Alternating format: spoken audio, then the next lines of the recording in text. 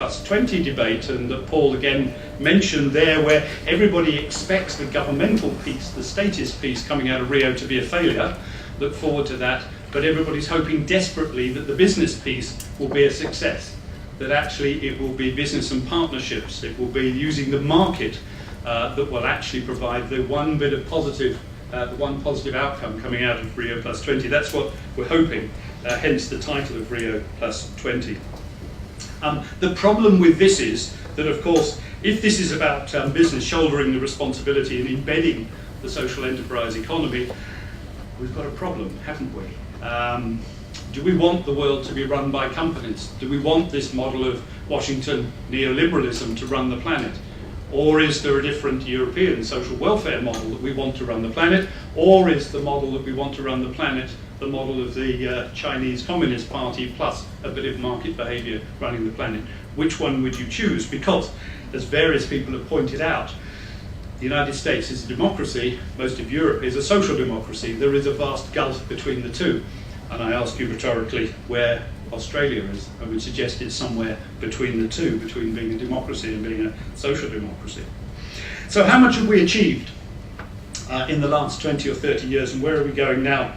As I've said, I think that most companies are still at base camp, and I'm talking about large and small companies. If you look at the leaders in this space, and that includes the NAB and the other banks that I mentioned earlier, there's probably maybe 100, 200 companies that are leading in this space. When you look at all those companies that adopted GRI, the leading companies that have signed up to the UN Global Compact, those that have engaged with SA 8000, etc. We're talking about a couple of hundred companies here, and the world has millions of companies. So most companies are still reactive. We haven't yet shifted into what I call a sustainable enterprise economy, or what Paul Hawken talks about. It should be natural to do no harm. It should be like falling off a log. We haven't got to that space yet, but we may be about to. And really the crucial issue here is the role of civil society or NGOs, or your roles when you're not with your corporate hat, because you all have a multiplicity of value sets that you carry around with you all day. I know you do. And I wanted to misquote Churchill at this point. He was actually talking about democracy, but he said the price of freedom is eternal vigilance. Well, I'm going to misquote and say the price of freedom for both democracy and for corporate governance is eternal vigilance. That however irritating you find it when Greenpeace or Friends of the Earth or Conservation International attacks you for something you've done, this is actually the price of democracy. This is what it's about. That debate is so important. So I want to praise actually those local and global NGOs, because it is through them that we will find a way forward. So we do need to learn to teach in business schools negotiation skills. We still need to get that divide, that lacuna that I referred to, diminished. So what are the principles of the new economy, given that I'm saying that we're in transition to something that's new, this thing that I call the sustainable enterprise economy? They're issues like decarbonisation, their flow and fluidity, their dematerialisation, their resilience. They're about redefining wealth, and isn't that what we've been doing with corporate responsibility as well? But let me finish, because I've apparently got 2 more minutes, with also some paradoxical things. I started by saying that out of top 100 companies, 19 of them are now state-owned enterprises. If you were Barack Obama and you were trying to get elected, re-elected in the United States, you'd be a bit stumped at the moment, because the one thing that'll save him is jobs growth. If he can say that they've created 1 million jobs in the last 5 years, he'll probably get re-elected. Let's hope he does anyway. But actually it's staggering. When you look at the figures, US companies have created millions of jobs over the last 10 years. They've been incredibly successful.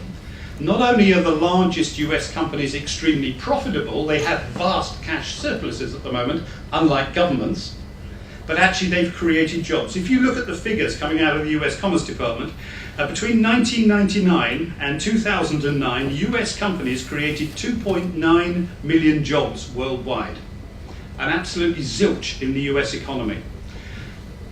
About 650,000 of those jobs were created in China, by the way, by US companies.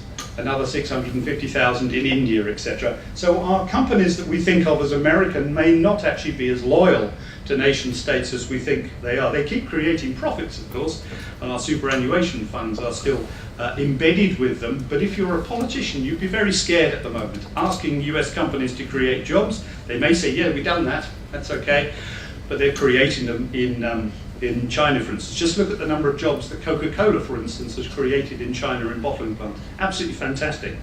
Wonderful, these companies. So, the BBC 2 weeks ago did a global survey and asked people what the world would look like in 100 years' time. One of the main predictions of that was that in 100 years you'll be living in a company, not a country. In other words, your loyalty will not be to Australia, it will be to a company. So I ask you rhetorically, which company would you like to live in? Go back to my models of democracy, social democracy, or totalitarian markets just now. Would it be Unilever? Or would it be Rio Tinto? Or would it be NAB? I'm just looking at the NAB staff here, I know. Would you like to live in their country company? Be all like this building, apparently. They just charge you every time you went through a door with a card. Sorry. By the way, so would Westpac and ANZ. So. But that's a really interesting question as to where we're going. If the wealth and the jobs are actually being created by companies, and if governments are without power now, what do we do? So another book that I wanted to refer to, because that's my role as an academic, that actually Dirk has referred to earlier as well, I think Colin Crouch's book, The Strange Non-Death of Neoliberalism, is a great read if you want to try to understand how it is that the world has been taken over by markets. So that's The Strange Non-Death of Neoliberalism, and also a book by Tony Judd, who died last year, Ill Fares the Land, is also interesting. And just to really finish, I also want to talk about systems just a little bit. Donella Meadows, of course, who was one of the co-authors of the 1972 Club of Rome report, which is referred to in the high-level group as well, asked us, why is it that systems surprise us? Actually, the way you're looking at me now, you're all working in very complex ways. There's a whole lot of information you're receiving. So actually, we're quite good at processing things in a complex way. But when it comes to business, particularly, when it comes to other things in life, we don't seem to be able to do this. So we need to get back to teaching systems, to thinking systems, to seeing the world as a whole. And my final recommendation is that you look at the World Economic Forum risk analysis for 2011, which puts the cost and the risks in one particular table. So it puts climate change with governance, with water, with global financial crisis. Just look at that modelling, because I think that has to be the future for humanity. Thank you.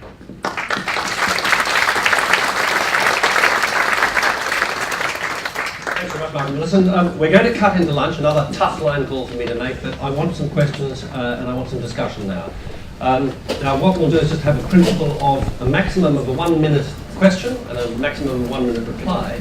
And I just throw into the mix here as well that among the other developments that you've related to so superbly there in terms of the range of changes that are taking place, the one that struck me most is the way that the Harvard Business Review, the bowels of capitalism, or the brains rather, has in the last few editions highlighted the challenge to capitalism, capitalism in crisis, and the importance of industry stepping in to whether it's shared value or challenging return on investment to get into these issues of responding to social needs. So I'll throw. Can I? Yes. 30 seconds. Yes. We have to. The reason we've used the word enterprise, sustainable enterprise economy, not corporate responsibility, is that enterprise and exchange are part of what it means to be human. The same as conversation and eating. This is Amartya Sen. Development as freedom. So we mustn't forget that. We happen to have a model of enterprise which is bad capitalism at the moment. There's nothing wrong with capitalism. There's nothing wrong with me investing and getting a return on it. It's the model of capitalism. Exactly, and that's the point that now concerns the Harvard Business Review. The Harvard Business Review ought to say it's the model of capitalism we're challenging, not capitalism per se. Yeah. Right. On those ground rules. Comments, questions? Yes. One here, one there. Microphones, please. Just immediately behind the discreet pillar there. I'm interested in how we tackle the issue of short-termism. It seems to me that markets, politics is ruled by short-termism, and a view to the long-term is the way we tackle more of those problems. So how do we start overcoming that short-term view? Very quick answer, and Dirk and I were just talking about this in the coffee break. When it came to the global financial crisis, the amount of money that the Chinese government put into their economy was the same as the amount that the US government put into their economy. The difference was that the Chinese government arrogated 40% to clean technology. 40%, whereas the US government it was 12 and the Australian government it was 9%. The Chinese government could do this because they had a long-term view. The US government couldn't because they had a very short-term view. We have a failure of democracy. And I'm sure we'll hear from GE later about how much they've invested. Lady at the front of the microphone, please. Other takers?